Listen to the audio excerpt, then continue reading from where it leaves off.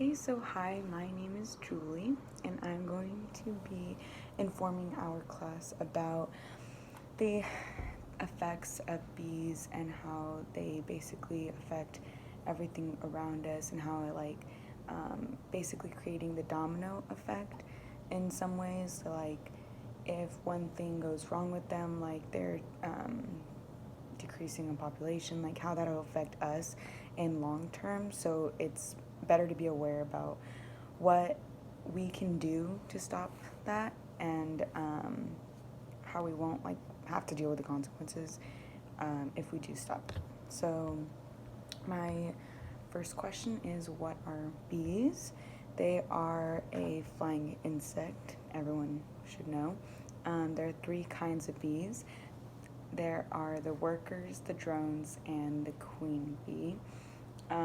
All the bees come together to create a nest or a hive, and they all have different roles and functions that they play within the hive.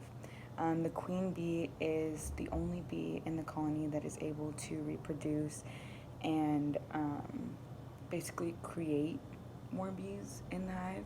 So she is very important. I don't think she works or anything like that. That's basically her main function. The second bee is the worker bee. So the worker bees, they're the biggest population, and they're all females. The males go out and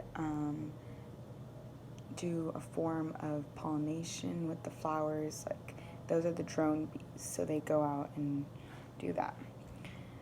Bees are closely related to ants and wasps as well. They are known for their role in pollination. So pollination is the act of transferring pollen grains from the male, typically male, from one flower to another. The part that they pollinate from is called the stigma. So that is important. The reason for pollination and like how it like sticks to the bees is because of honey. Like they take the pollen and then they create honey. And there is an extinction of pollination, so which is why the bees are endangered and why they're not getting the correct nutrients like from the pollination. So this is why they're having a decrease like in their population.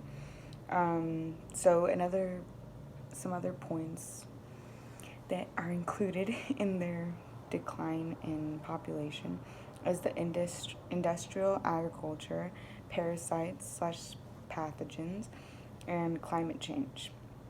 Loss of habitat due to poor beekeeping.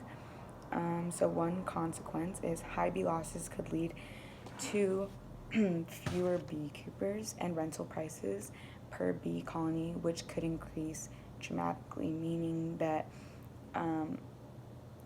since there is a decrease in bees, less beekeepers will be needed. Therefore, the price for where they keep the beehives would increase, which means that they would have to come up with more money, meaning they would have to charge more food wise for like people, like humans like us. So my next point is how we are going to basically save the bees.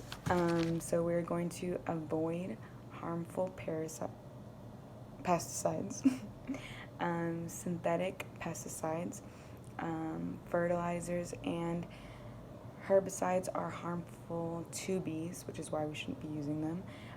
Trees also help to keep the bees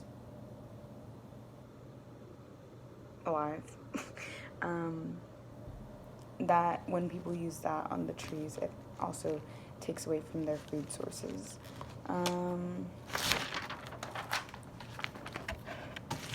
You can plant a bee-friendly garden by helping feed the bees and other valuable pollinations. Okay, Thank you.